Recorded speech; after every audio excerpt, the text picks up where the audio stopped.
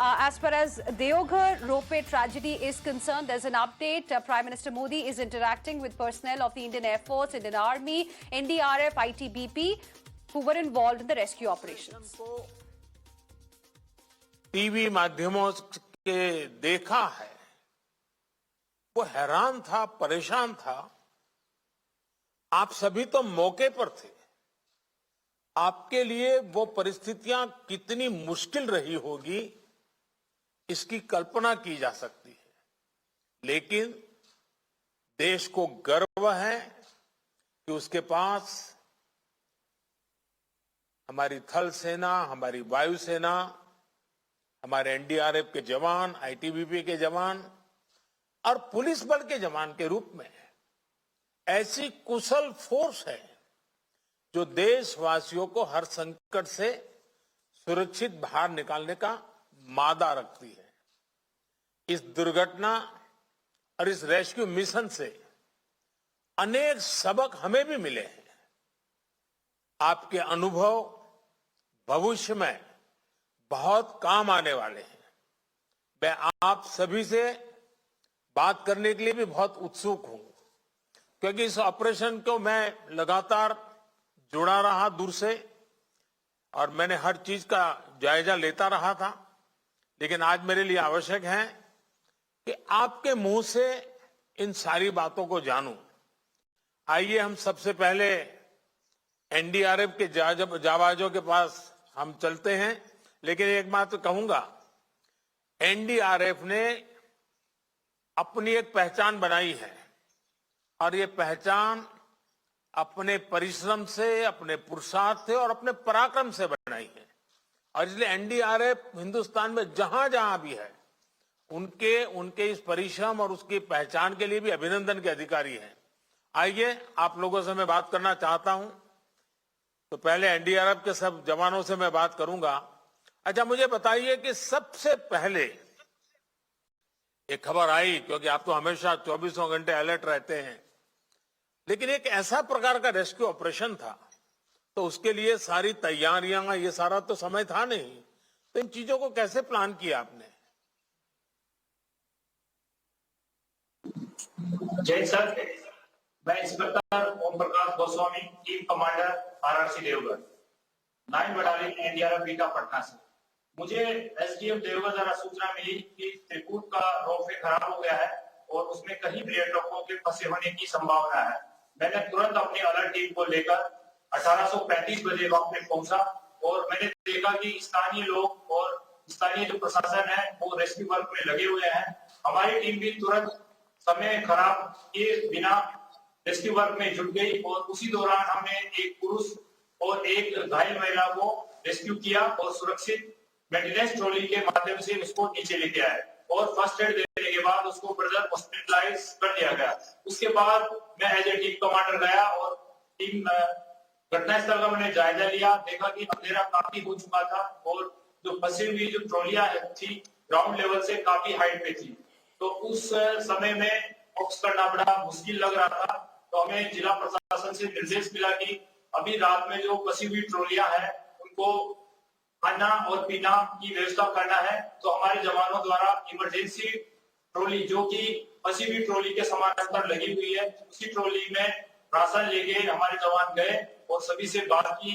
फंसी हुई 12 ट्रॉलियों में से 6 ट्रॉलियों में हम गए और जवानों को थ्रोइंग मेथड से पानी की बोतल और बिस्किट वगैरह सर्व किया। साथ ही साथ लाउड एलर्ट से हमने सभी को संतावना देते रहे कि आप डटे रहिए, हम आपका जल्दी रेस्क्यू कर लेंगे। नेक्स्ट ये कार्रवाई हम लोग रात भर करते रहे। उसके बाद में अर्ली मॉर्निंग दूसरे दिन हमारी एनडीआरएफ की एक नेक्स्ट टीम आ गई, वो भी रेस्क्यू वर्क में जुड़ गई। साथ ही साथ एयरफोर्स ने भी अपना रेस्क्यू अभियान शुरू कर दिया था। इसी दौरान ग्राउंड लेवल से एनडीआरएफ के साथ साथ आईटीबीपी, आर्मी, सभी एजेंसियों ने मिलकर रोप, हार्नेस, कैराबिनर और उसी को ट्रॉली बनाकर रोप के सहारे कैराबिनर से 11 लोगों को रेस्क्यू किया गया और उनको पीएचडी दी गई और फर्दर हॉस्पिटल उनको भेजा गया। और इस दौरान रात में भी एनडीआरएफ दूसरे दिन भी सेम जो फर्स्ट दिन कार्रवाई की वही उन्होंने पानी और भोजन की व्यवस्था कंटिन्यू करते रहे और नेक्स्ट तीसरे दिन एयरफोर्स ने अपना काम किया और रेस्क्यू खत्म किया। सर लास्ट में मैं यही कहना चाहता हूं कि ये ऑपरेशन बहुत ही कठिन था, लेकिन हमारी जितनी भी एजेंसियां ग्राउंड पे काम कर रही थी उनके आपसी तालमेल समन्वय से ही ये ऑपरेशन खत्म हो पाया है। और सर हमारा एनडीआरएफ का एक मोटो है, आपदा सेवा सदैव सर्वोत्तर, उसमें हम सफल रहे हैं। Thank you sir. जय हिंद सर। ओम प्रकाश जी, आप लोग तो इस साहस से भरे हुए हैं, ट्रेनिंग भी है, ये तो एक बिल्कुल ही इस प्रकार का कभी ट्रेनिंग में आया नहीं, एक प्रकार से नए प्रकार की चुनौती आई। अच्छा, ट्रॉली के अंदर फंसे लोगों का हौसला बनाकर रखना भी एक बहुत बड़ी चुनौती था। क्या आपको उसको भी हैंडल करना पड़ा क्या? ट्रॉली में जो लोग फंसे थे कि वो शिकायत करते होंगे, चिल्लाते होंगे, रोते होंगे, बड़ी कठिनाई से गुजार रहे होंगे। जी जी सर।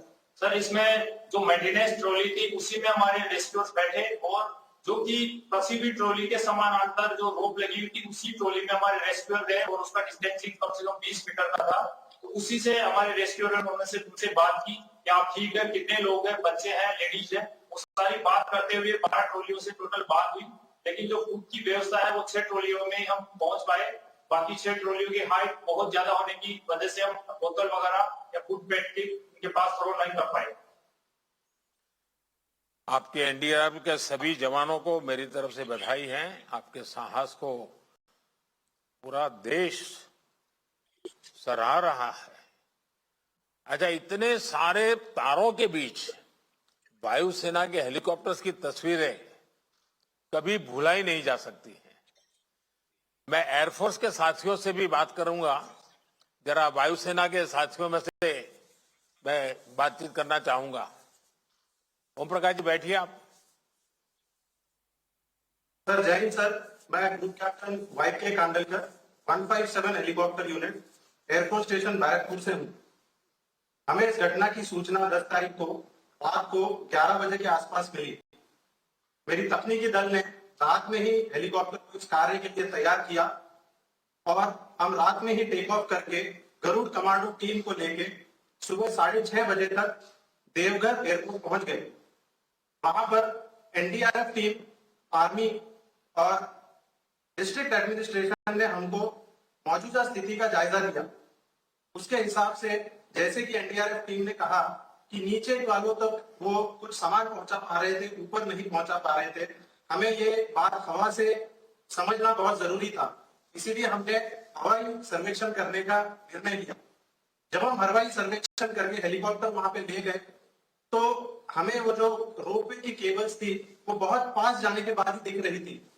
हेलीकॉप्टर जब उस केबल के पास जाता था तो 2-3 कठिनाइयां आ रही थी।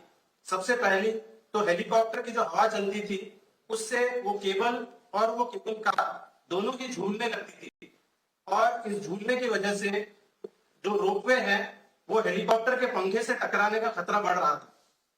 इस प्रकार हमने फिर पूरे प्लानिंग करके कि कैसे करेंगे, क्या खतरे हैं और इससे हम कैसे निपट सकते हैं, हमने पूरी प्लानिंग की और रेस्क्यू ऑपरेशन करीब 11:30 बजे शुरू किया। हम एक ट्रॉली के ऊपर जाते, उसके ऊपर हवाई जहाज को स्थिर रखना बहुत मुश्किल था क्योंकि वो झूल रहा था।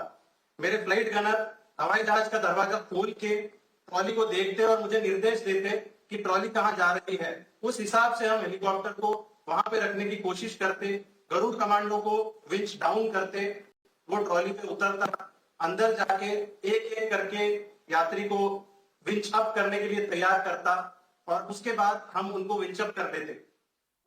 So Prime Minister Narendra Modi there interacting with all those who were involved in the Deoghar ropeway rescue operation that went on for about many hours, and it was a very, very difficult rescue operation. And while the rescue operation was underway, during the rescue operation as well, 2 people lost their lives. In total, 3 people had lost their lives in this Deoghar ropeway case.